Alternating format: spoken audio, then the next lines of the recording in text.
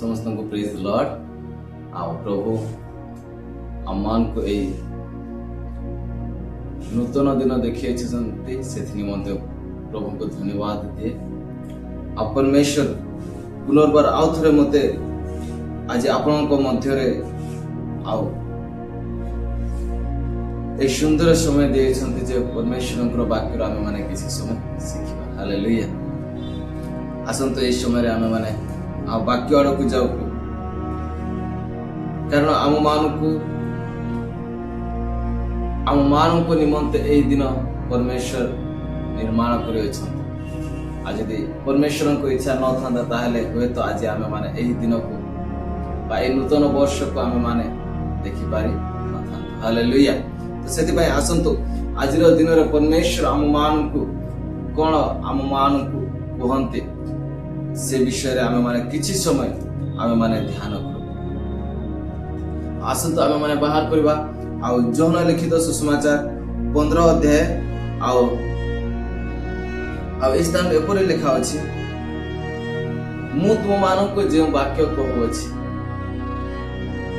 सेथि जुगु तुमे माने परिष्कृत हे सारी अछि हालेलुया ये स्थान रे आमे देखो छु आ परमेश्वर कहउछन्ते अछि जे मु तुम मानक जो वाक्य कही अछि सेही वाक्य रे तुमे माने परिष्कृत हे सारी अछि प्रिय आज आमे माने अनेक समय आमे माने कहि थाउ जे आम मानक मध्य रे आउ अनेक महिला अछि जेपरि कि आम मानक ड्रेस आ ओडिया हे गले कोन करू ताको आमे माने आ सर्फ पानी रे बा साबुन पानी रे आमे माने ताको सफा करू प्रिय आजिर दिन रे आमे माने कोन करू अछि आस्थान लेखा अछि जे प्रभु यीशु कहउछन्ते जे मु तुम मानक जे वाक्य देइ अछि से वाक्य द्वारा तमे कोन हेइछ परिष्कृत हे सारी अछि आ जदि 2 रे पढिबा आ से स्थान लेखा अछि जे ताको अधिक फल फलिबा निमंते से कोन करंती मोर पिता कोन करंती आ ताको परिष्कार करंती प्रिय आज हम माने देखो छु जे परमेश्वर हमको जे वाक्य देइ अछंती बा जे वाक्य हम मान को परमेश्वर कहि अछंती से वाक्य द्वारा आज हम माने परिष्कृत हे सारी अछि हालेलुया प्रिय सेति पय हम मान को आज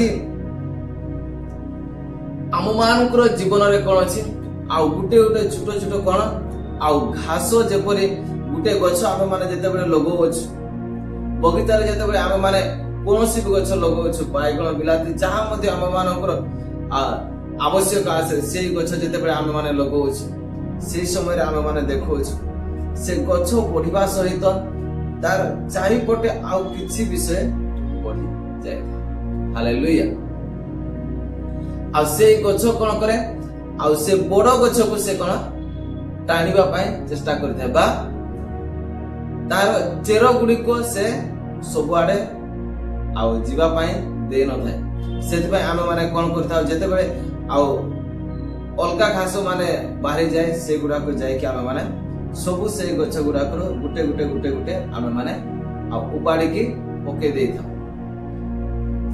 प्रिय स्थान रे मध्ये आम मानकर जीवन रे मध्ये से प्रकार जे आम मानकर जीवन रे आउ परमेश्वर आम मानक गुटिए गछ सदृश रखि अछन्ते जगत मध्ये ए बापमय जगत रे से आम मानक कोन करे अछन्ते गुटे गछ सदृश लगे अछन्ते जे गछ रो के आ परमेश्वर चाहंती जे से किछि उपकार पाइबे बा से गछ रो से किछि लाभ पाइबे प्रिय मात्र आमे माने जते बेले ए जगत मध्य रे रहू अछु आ से समय रे आम मानकर ए गछ चारि पटे कोन होए आ अनेक किछि बाळुंगा गुडा को आ आपे आपे उठी थाए आ प्रिय आमे माने जानि छु आ वाक्य रे लिखा अछि बाइबल रे लिखा अछि जे आ जणे व्यक्ति कोन कले आ पुणी देले ताको जमी रे आ जते बेले से निद्रा गले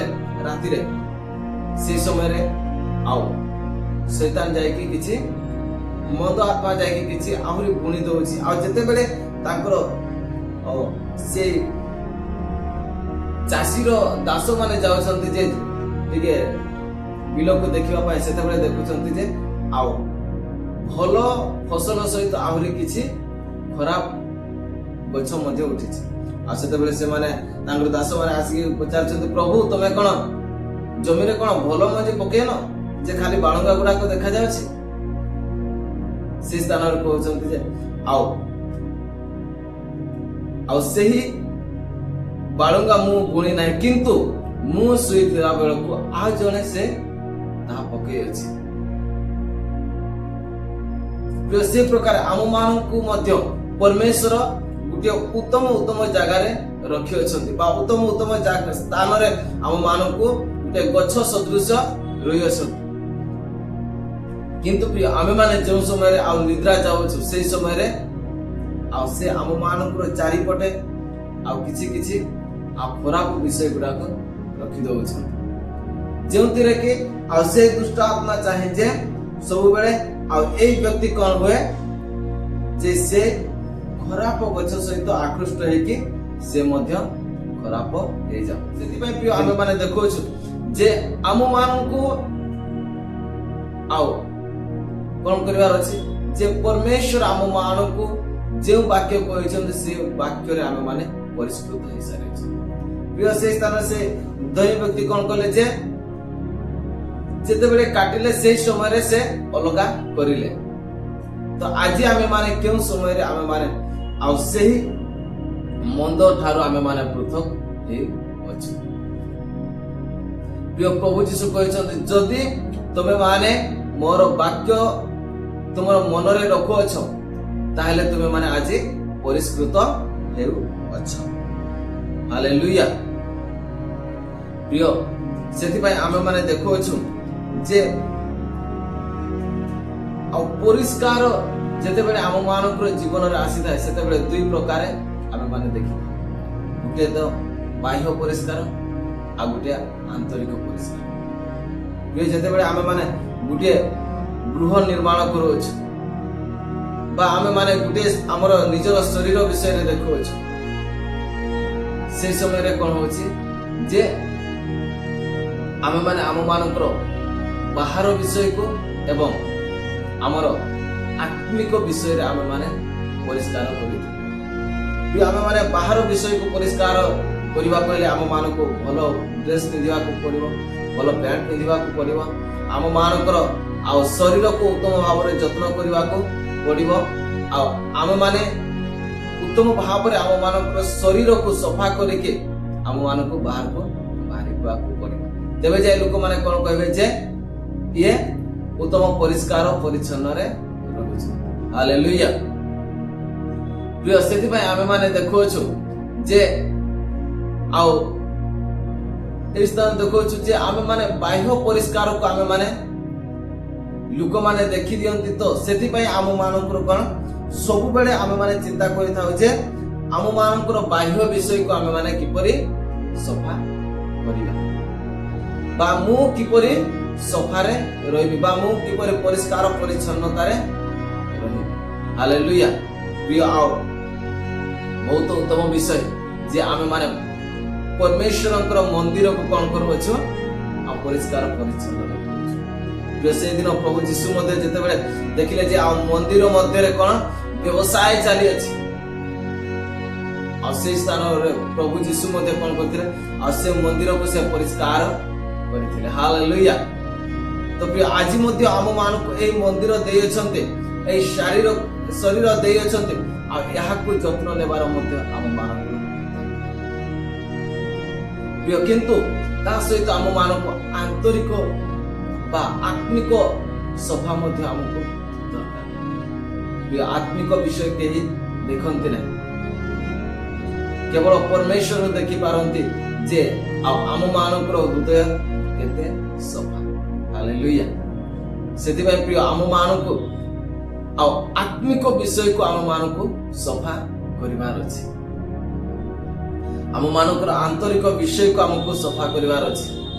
ସେଥିପାଇଁ ଫାରସୀ ଆଉ ସାଧୁକୀ ମାନେ ଆଉ ଯୀଶୁଙ୍କୁ ପଚାରୁଥିଲେ, ଆଉ ପ୍ରଭୁ ତୁମର ଶିଷ୍ୟ ମାନେ କିପରି ଅଛନ୍ତି ଯେ ସେମାନେ ବିନା ହାତ ଧୋଇ କରି ମଧ୍ୟ ସେମାନେ କଣ କରିଦେଉଛନ୍ତି ଆଉ ଖାଦ୍ୟ ଖାଇଦଉଛ,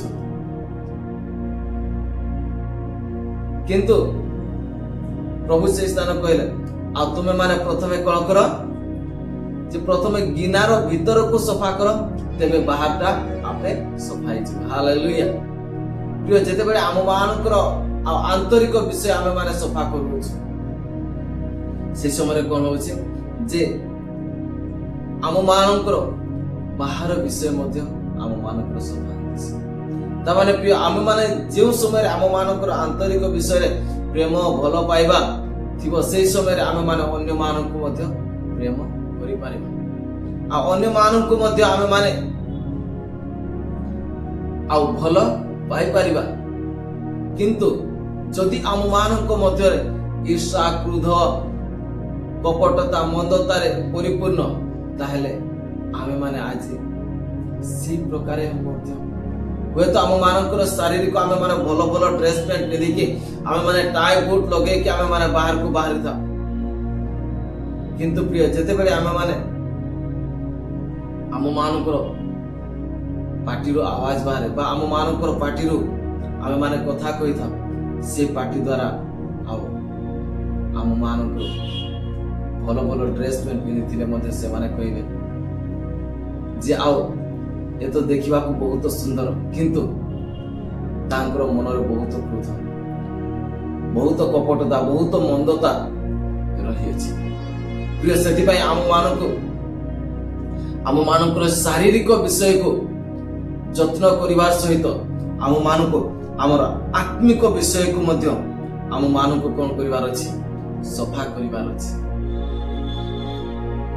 ଯଦି ଆମ ମାନଙ୍କର ଜୀବନରେ ଯଦି ଆଉ ମନ୍ଦତା, କପଟତା ରହିଅଛି, ହିଂସା, କ୍ରୋଧ, ତାହେଲେ ପ୍ରିୟ ଆମ ମାନଙ୍କର ସ୍ୱଭାବ ମଧ୍ୟ ସେଇ ପ୍ରକାର।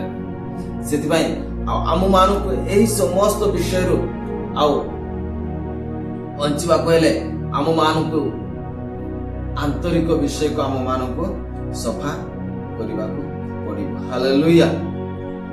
ଆଉ ସେଥିପାଇଁ ଆମ ମାନଙ୍କୁ ପ୍ରଥମେ ଶାରୀରିକ ବିଷୟକୁ ସଫା କରିବା ସହିତ ଆମ ମାନଙ୍କର ଆନ୍ତରିକ ବିଷୟକୁ ମଧ୍ୟ ଆମ ମାନଙ୍କୁ ସଫା କରିବାକୁ ପଡିବ। ହାଲେଲୁୟା। ପ୍ରିୟ, ସେଥିପାଇଁ ଆମେ ମାନେ ଦେଖୁଅଛୁ ଆଉ ଆମ ମାନଙ୍କର ଆନ୍ତରିକ ବିଷୟକୁ ସଫା କରିବାକୁ ହେଲେ ପ୍ରିୟ, ଆଉ ଆମ ମାନେ ଦେଖିବା ଯେ ବାହାର କରିବା ଗୀତ ସଂହିତା 119 ର 9 ପଦକୁ ଆମେ ମାନେ ବାହାର କରୁ।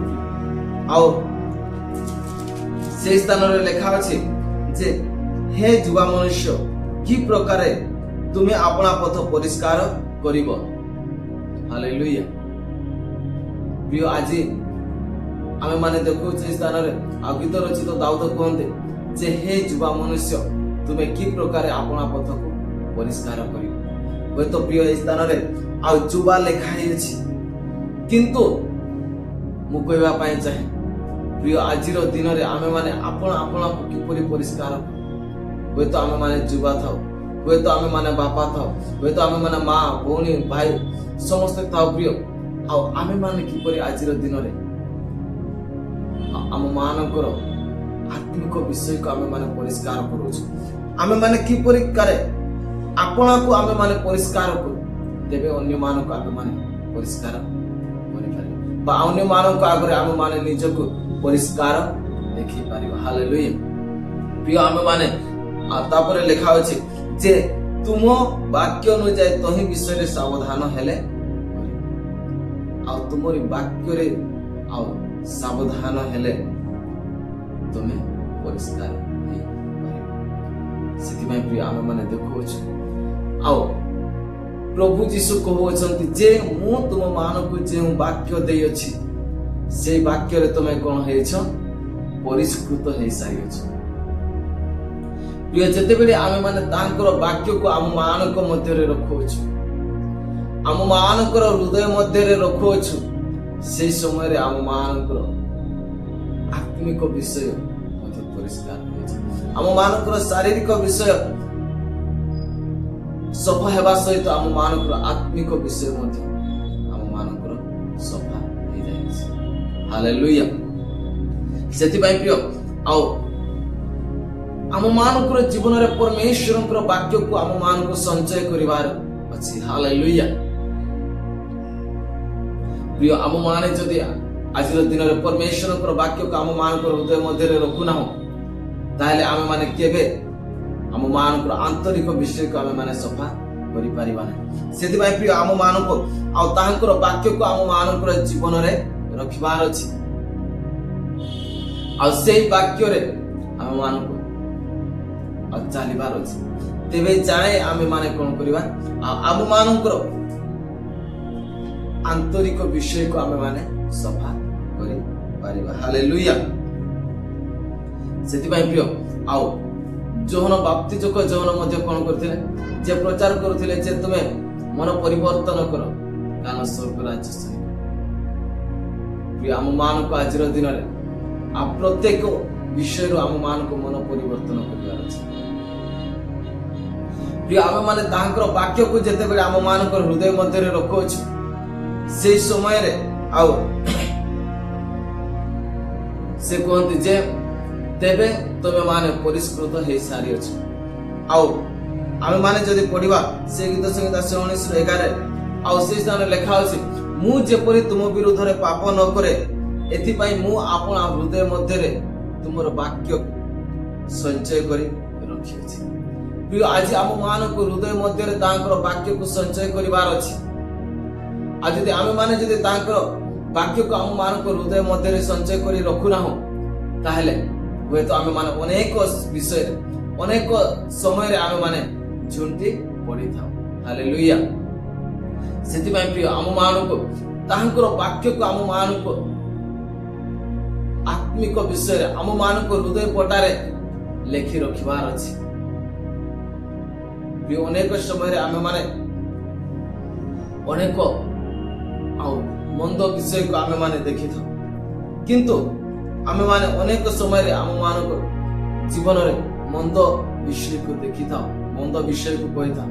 ପ୍ରିୟ, ଯଦି ଆମ ମାନଙ୍କର ଜୀବନରେ ଯଦି ଆମ ମାନଙ୍କର ଆନ୍ତରିକ ବିଷୟରେ ଯଦି ଉତ୍ତମ ବାକ୍ୟ ରହିଲା, ଆଉ ତେବେ ଆମ ମାନଙ୍କର ଆନ୍ତରିକରୁ ମଧ୍ୟ ଉତ୍ତମ ପ୍ରେମ, ଭଲ ପାଇବା, এই ସମସ୍ତ ବିଷୟ ବାହାରିବ। ହାଲେଲୁୟା। ସେଥିପାଇଁ ପ୍ରଭୁ ଯୀଶୁ କହିଅଛନ୍ତି ଯେ ଆଉ ତୁମ ମାନଙ୍କର ଭିତରେ, ତୁମ ମାନଙ୍କର ଆନ୍ତରିକ ଭିତରୁ ଯାହା ବାହାରେ, ସେଥିରୁ ହିଁ ଜଣେ ମନୁଷ୍ୟକୁ କଣ କରିଥାଏ, ଖରାପ କରିଥାଏ। କାରଣ ଯାହା ବାହାରୁ ଭିତରକୁ ପ୍ରବେଶ କରିଥାଏ ପ୍ରିୟ, ସେଥିରେ ଆମେ ମାନେ ଅପରିଷ୍କୃତ ହେଇନଥାଉ, କିନ୍ତୁ ଆମ ମାନଙ୍କର ଭିତରୁ ଯାହା ବାହାରେ, ସେଥିରୁ ହିଁ ଆମେ ମାନେ ଅପରିଷ୍କୃତ। କାରଣ ଭିତରୁ ଯାହା ବାହାରେ ତାହା ମନ୍ଦତା, କାମୁକତା, ବ୍ୟଭିଚାର, ହିଂସା, ଅହଂକାର, এই ସମସ୍ତ ବିଷୟ ବାହାରିଥାଏ, ମିଥ୍ୟା ବାହାରିଥାଏ। ଆଉ এই ସମସ୍ତ ବିଷୟ ଯେତେବେଳେ ଆମ ମାନେ ଅନ୍ୟକୁ କହିଥାଉ, ଆଉ ସେଇ ସ୍ଥାନରୁ ହିଁ ଆମ ମାନଙ୍କର ମନ୍ଦତା ଆରମ୍ଭ ହୋଇଥାଏ। ସେଥିପାଇଁ ପ୍ରିୟ, ଆମ ମାନଙ୍କର ମୁଖରେ ଯଦି এই ସମସ୍ତ ଗର୍ବ, ଅହଂକାର ବାହାରେ, ଆଉ ସେଇ ସମୟରେ ଆମେ ମାନେ ସେ ଆମ ମାନଙ୍କର ଆନ୍ତରିକ ବିଷୟକୁ ମଧ୍ୟ ଆମେ ମାନେ ଯେତେ ଭଲ ଭଲ ଆଉ ଡ୍ରେସ୍ ପ୍ୟାଣ୍ଟ ପିନ୍ଧିଥିଲେ ମଧ୍ୟ, ଆଉ ଯେତେ ଆମ ମାନଙ୍କର ଶରୀରକୁ ଆମେ ମାନେ ସଫାରେ ରଖିଥିଲେ ମଧ୍ୟ, ଯେତେବେଳେ ଆମ ମାନଙ୍କର ପାଟିରୁ এই ପ୍ରକାର କଥା ବାହାରିଥାଏ, ସେତେବେଳେ ଅଟୋମେଟିକଲି ଆମେ ମାନେ ଅଶୁଚି ହେଇଯାଏ, ବା ଆମେ ମାନେ ଆଉ ଯେତିକି ପରିଷ୍କାର ଥିଲେ ମଧ୍ୟ ଆମେ ମାନେ ଅଟୋମେଟିକଲି ଆମ ମାନଙ୍କର କଣ ହେଇଯାଇଥାଏ, ଆଉ ଅଳିଆ ହେଇଯାଇଥାଏ। ପ୍ରିୟ, ସେଥିପାଇଁ ଆଜି ଆମେ ମାନେ ଆମ ମାନଙ୍କର ଜୀବନରେ ଆଉ ସେହି ପ୍ରକାର ଆମ ମାନଙ୍କର ମନ୍ଦ ବିଷୟକୁ ବାହାର କରିକି ଆମ ମାନଙ୍କର ଆତ୍ମିକରେ, ଆମ ମାନଙ୍କର ଆନ୍ତରିକ ବିଷୟରେ ଆମେ ମାନେ ଉତ୍ତମ ବିଷୟକୁ ରଖୁ। ଆମ ମାନଙ୍କର ଆନ୍ତରିକ ବିଷୟରେ ପ୍ରିୟ, ଆମ ମାନଙ୍କୁ ପରମେଶ୍ୱରଙ୍କର ବାକ୍ୟକୁ ରଖୁ। ଆଉ ଯେତେବେଳେ ଆମ ମାନଙ୍କର ଆନ୍ତରିକ ବିଷୟରେ ପରମେଶ୍ୱରଙ୍କର ବାକ୍ୟକୁ ରଖୁଛୁ, ସେହି ସମୟରେ ଆମ ମାନଙ୍କର ଆତ୍ମିକ ବିଷୟ ଆଉ ସମସ୍ତ ବିଷୟରେ ଭଲ ପାଇବା, ପ୍ରେମ, ଆନନ୍ଦ, ଆତ୍ମସଂଯମ, ପରୋପକାରିତା, এই সমস্ত বিষয় বাড়িতে। হালেলুয়া। ସେଥିପାଇଁ ପ୍ରିୟ ଆଉ ଆମ ମାନଙ୍କର ଏଇ ଜୀବନରେ ଆଉ ଏଇ ଶରୀର ମଧ୍ୟରେ ଆଉ ଅନେକ ସମୟରେ ଆମେ ମାନେ କଣ କରିଥାଉ ଆଉ ଆମେ ମାନେ ସେଇ ଶାରୀରିକ ବିଷୟକୁ ପରିଷ୍କାର ପରିଚ୍ଛନ୍ନ ରଖିବାରେ ଆମେ ମାନେ ବ୍ୟସ୍ତରେ ଥାଉ ପ୍ରିୟ। କିନ୍ତୁ ଆଜି ଆମ ମାନଙ୍କୁ ଆଉ ପରମେଶ୍ୱର କୁହନ୍ତି ଯେ ତୁମ ମାନଙ୍କର ଶାରୀରିକ ବିଷୟକୁ ଆଉ ସୂଚି କରିବା ସହିତ ତୁମେ ମାନେ କଣ କର ଆଉ ଆତ୍ମିକ ବିଷୟକୁ ମଧ୍ୟ ତୁମେ ସୂଚି କର। ହାଲେଲୁୟା। ସେଥିପାଇଁ ପ୍ରିୟ ଆଉ ପରମେଶ୍ୱର ଆମ ମାନଙ୍କୁ ଆଉ ଏଇ ବାକ୍ୟ ଦେଇଛନ୍ତି ବା ଏଇ ପୁସ୍ତକ ଦେଇଛନ୍ତି। ଏଇ ପୁସ୍ତକ ଯେତେବେଳେ ଆମେ ମାନେ ପଢୁଅଛୁ সেই সময় ଆମ ମାନଙ୍କର ଆତ୍ମିକ ବିଷୟ ଆଉ ଅଟୋମେଟିକଲି କଣ କରୁଛନ୍ତି ଆମେ ମାନେ ନିଜ ନିଜର ଆତ୍ମିକ ବିଷୟକୁ ଆମେ ମାନେ ସଫା। ହାଲେଲୁୟା। ସେଥିପାଇଁ ପ୍ରିୟ ଆମ ମାନଙ୍କୁ ଆଉ ପ୍ରତ୍ୟେକ ଦିନରେ ଆଉ ଆମ ମାନଙ୍କୁ କଣ କରିବାର ଅଛି ଆଉ ପରମେଶ୍ୱରଙ୍କର ବାକ୍ୟକୁ ପଢିବାର ଅଛି, ପରମେଶ୍ୱରଙ୍କର ଆଉ ଆଜ୍ଞାକୁ ମାନିବାର ଅଛି। ହାଲେଲୁୟା। ପ୍ରିୟ ଆମ ମାନଙ୍କର ଜୀବନରେ ଯେତେବେଳେ ଆମେ ମାନେ ଦେଖିଥାଉ ଅନେକ ସମୟରେ ଆମେ ମାନେ ଆଉ ଟେନସନରେ ରହିଯାଇଥାଉ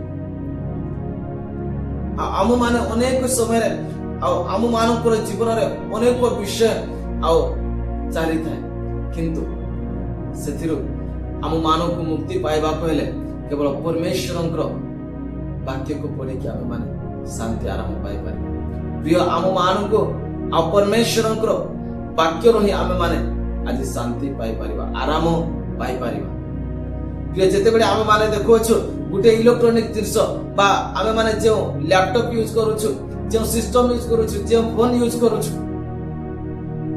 ସେ ଫୋନରେ ଯେତେବେଳେ ଅଧିକ ମେମୋରି ହେଇଯାଏ ବା ଅଧିକ ଡାଟା ହେଇଯାଏ ତାହା କଣ ହେଇଯାଏ ହ୍ୟାଙ୍ଗ ହେଇଯାଏ। ଆଉ ଭାଇରସ ଗୁଡାକ କଣ ହେଇଯାଏ ଆଉ ସେ ମୋବାଇଲକୁ, ସେ ସିଷ୍ଟମକୁ, ସେ ଲ୍ୟାପଟପକୁ ସେମାନେ କଣ କରିଦିଅନ୍ତି ହ୍ୟାଙ୍ଗ କରିଦିଅନ୍ତି। କିନ୍ତୁ ଆମ ମାନଙ୍କୁ ସେ ହ୍ୟାଙ୍ଗ ରୁ ବଞ୍ଚିବା ପାଇଁ ଆମେ ମାନେ କଣ କରିଥାଉ ଗୋଟେ ଆଣ୍ଟିଭାଇରସକୁ ଆମେ ମାନଙ୍କୁ ୟୁଜ କରିବା। ହାଲେଲୁୟା। ପ୍ରିୟ ସେଇ ପ୍ରକାର ଆମ ମାନଙ୍କର ମନ ଯେତେବେଳେ ଅଶାନ୍ତିରେ ରହୁଅଛି, ଯେତେବେଳେ ଆମ ମାନଙ୍କର ମନ ଆଉ ସ୍ଥିର ରହୁନାହିଁ, ସେଇ ସମୟରେ ଆମ ମାନଙ୍କର ଜୀବନରେ ଏହା ଏକ ଆଣ୍ଟିଭାଇରସ ସଦୃଶ ଆଉ କାର୍ଯ୍ୟ କରିଥାଏ।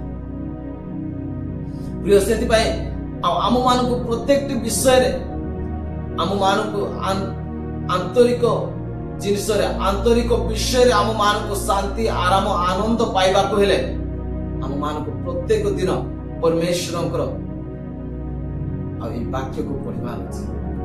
ତେବେ ଯାଏ ଆମ ମାନଙ୍କର ଏଇ ଆନ୍ତରିକ ବିଷୟରେ ଯେତେବେଳେ ଆଣ୍ଟିଭାଇରସ, ଯେତେବେଳେ ଆମ ମାନଙ୍କର ଆନ୍ତରିକ ବିଷୟରେ ଆଉ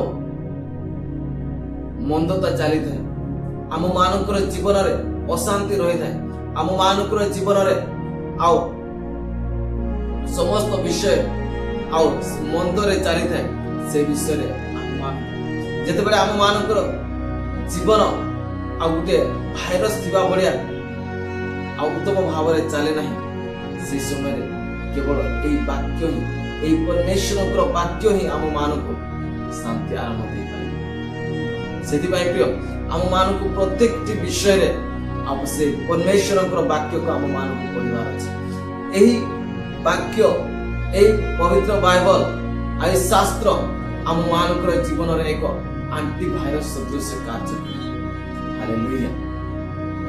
ସେଥିପାଇଁ ପ୍ରିୟ ଆଜି ଆମେ ମାନେ ଦେଖୁଅଛୁ ଯେ ଜହନ 15:3 ଆଉ ପ୍ରଭୁ ଯୀଶୁ କହୁଛନ୍ତି ଯେ ମୁଁ ତୁମ ମାନଙ୍କୁ ଯେଉଁ ବାକ୍ୟ ଦେଇଅଛି ବା ମୁଁ ତୁମ ମାନଙ୍କୁ ଯେଉଁ ବାକ୍ୟ କହିଅଛି, ସେହି ବାକ୍ୟ ଦ୍ୱାରା ତୁମେ ମାନେ ଆଉ ପରିଷ୍କୃତ ହେଇସାରିଛ। ହାଲେଲୁୟା। ପ୍ରିୟ ଆଜି ଆମ ମାନଙ୍କୁ ପରମେଶ୍ୱର ଆଉ ସେଇ ଯେଉଁ ବାକ୍ୟ ସେ କହିଅଛନ୍ତି, ସେହି ବାକ୍ୟ ଦ୍ୱାରା ଆମେ ମାନେ ପରିଷ୍କୃତ ହେଇସାରିଅଛୁ। ହାଲେଲୁୟା।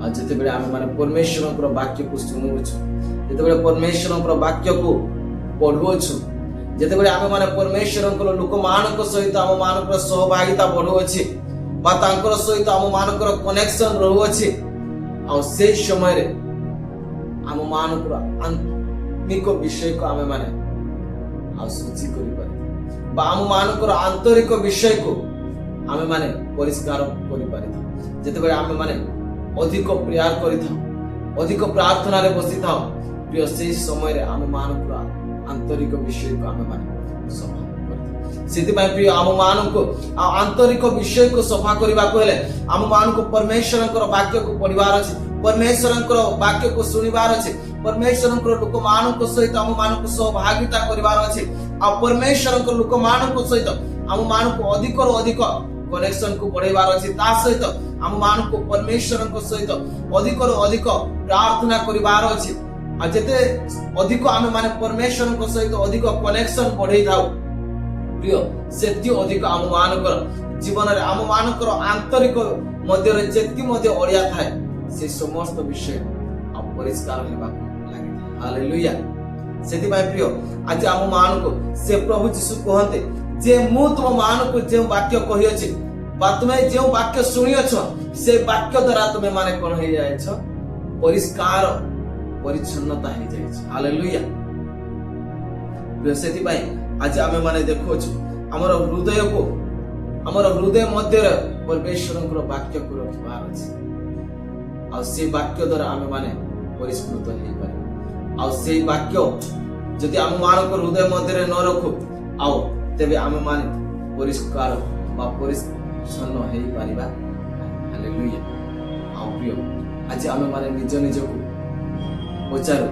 आम मानक जीवन रे आम मानक आंतरिक विषय आम मानक आत्मिक विषय आज आमे माने केते भाव रे आ परमेश्वर वाक्य को आम मानक जीवन रे केते भाव रे आमे माने निज निज को पचारो प्रिय केते आम मानक जीवन रे आ परमेश्वर वाक्य को आमे माने आज रखी अछि प्रिय परमेश्वर वाक्य जति बेले आमे मानक हृदय मध्य रे रखो छ आमे माने श्रवण करो छ से समय रही आमे माने असुचि हालेलुया प्रिय आ प्रभु हम समस्त को आशीर्वाद करंतु जे आमे माने जे वाक्य पढ़ियो छ जे वाक्य आमे माने सुनियो छ से वाक्य रे समस्त को प्रभु आशीर्वाद आसंत प्रिय किछि समय आमे माने से परमेश्वर को हस्त समर्पित आ वाक्य अनुसार आमे मान प्रस्तुत हेबार अछि जे प्रभु होय तो आज दिन पर्यंत आम मान हृदय मध्य रे आ वाक्य रही न थाए प्रभु हुए तो आज दिन पर्यंत आमे माने तुम सहित सहभागिता रखी पार न था प्रभु तुम सहित परमेश्वर प्रार्थना रे आमे माने बसी पारि न था मात्र इस समय रे प्रभु आमे प्रभु तुम ठारे परमेश्वर तुमरे वाक्य रे प्रभु आमे माने बढ़ी तुमरे प्रार्थना रे आमे माने बढ़ीबो प्रभु से प्रकार तुम्हें आशीर्वाद धन्यवाद दउछ परमेश्वर तुम्हें इस सुंदर समय तुम्हें महान को सहित रहिल से प्रभु तुम्हें आशीर्वाद करे वाक्य अनुसार प्रभु जेपरि आम माने प्रभु आम मान कर आंतरिक विषय रे प्रभु तुमरे वाक्य को प्रभु राज संचय करे रखि पारिबो एवं परमेश्वर को तुम परमेश्वर को आज प्रभु जे वाक्य कहे छै से तीर परमेश्वर आम मान कर बहुत विषय को आम मान कर आत्मिक विषय आम मान कर आंतरिक विषय जहां मध्य प्रभु मंदता रही अछि प्रभु से समस्त विषय को प्रभु